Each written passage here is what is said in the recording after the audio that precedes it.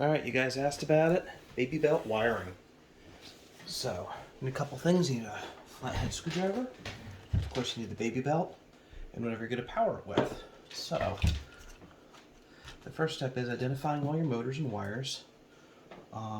This wire has been shortened for the thermistor on the hot end and shortened and recrimped. But let's start with the fan here.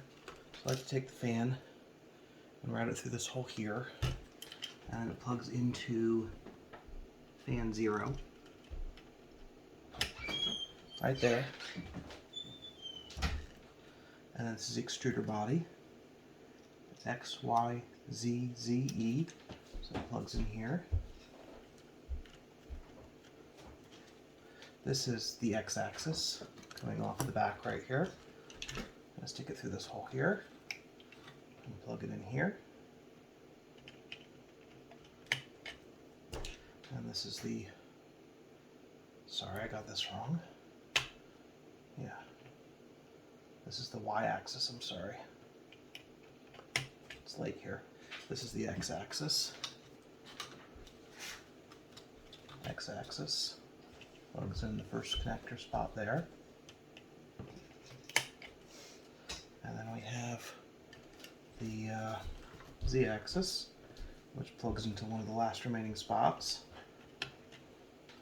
And then of course we have the hot end, which plugs into, it screws into right here.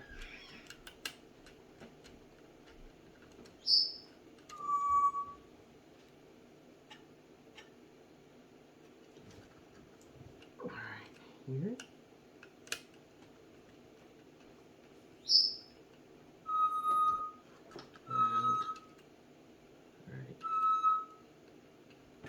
Here. And the hot end, which plugs to TH0 for thermal hot end 0 or extruder or whatnot. And the last thing we need to do is make sure we have the jumpers for X, Y, and Z diag plugged in. That'll allow us to do sensorless homing. And then I like to power my BabyBelts off of a little bit of speaker wire so I can hook them up to a bus and power them all together. So I'm going to feed that in. And that screws in right here. You can look online for the wiring for it, but it goes right in here. And the hot end doesn't matter which way it plugs in for power. This one does.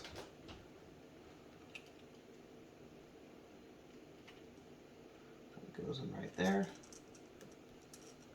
And I'll post a SKR E3 V3 wiring diagram in these video comments here, so that you guys can see exactly what I'm doing, because I know it's hard to see all the way over there. I like to give them a little tug when I'm done. Yes, yeah, that one didn't hold.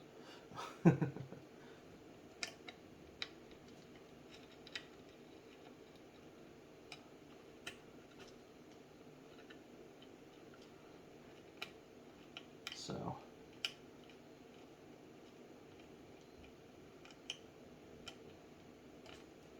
just to show you guys again, we go X, which is this one here, Y, which is this motor here, Z, which of course is our belt motor, E, extruder motor. I don't have a Bowden tube hooked up. We have the hot end plugged into this connector here, the second one, and the thermistor plugged in right here.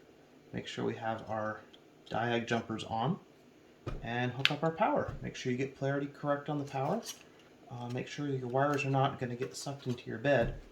Yeah, this is a early beta of version 10, so that's why it's orange. But fun stuff to come. Hopefully it'll work.